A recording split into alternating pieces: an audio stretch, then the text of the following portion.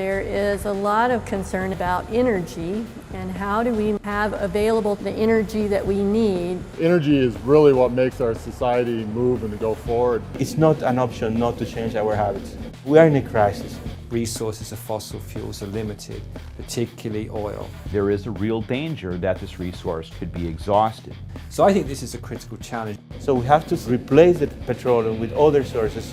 We have a large impact on the environment with the emission of greenhouse gases.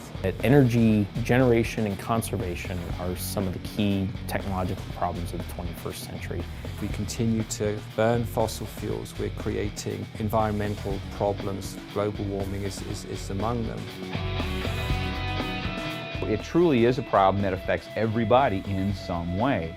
If it's January and your heating bill is uncomfortably high, you don't really have the option of saying, we just won't run the furnace today. You can't do that. There are very few problems at this point we can't solve if we had enough energy to do it. We could generate clean drinking water from seawater if we had a low-cost energy source available. I believe that nanotechnology and advanced materials can make significant inroads into developing low-cost, abundant sources of energy. Nuclear energy is one option that could produce significantly more energy and at the same time do it in a way that does not produce carbon. One of the major platforms of renewable and alternative energy sources are biofuels. Right now, we produce a lot of these biofuels from grains that are also used for food. I think if you look at all of the alternative energy technologies, the one issue is they're not cost competitive with all of the existing sources we have of oil, gas, coal.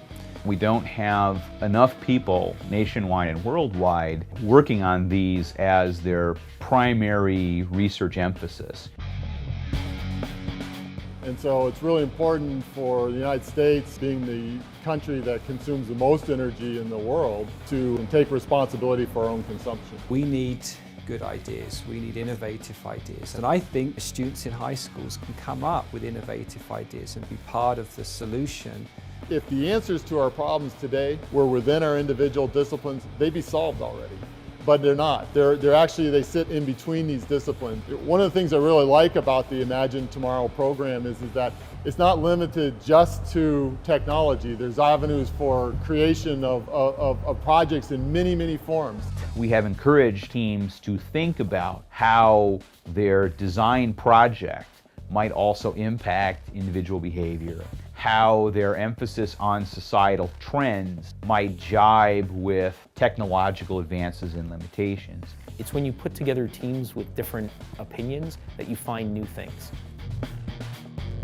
It's going to take many parts of society to move these things forward. Every student has to be informed about what's going on in the world. When you find out about things, then it allows you to think about how you can make a contribution. Turning off my computer every night instead of letting it run, yes, that makes a difference, but if contribution is so minimal. Don't think along those lines. Rather say, I need to turn my computer off every night for energy reasons, so I'm going to do it. The first thing you do is don't waste what you have and start to think about things critically. Consider using your talents to work on coming up with solutions to the problem or ways around the problem.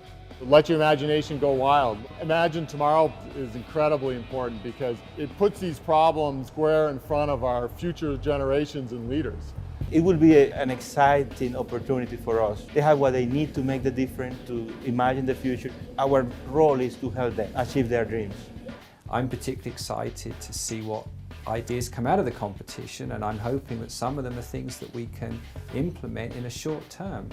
So everybody has a unique way to help, and that's what we need.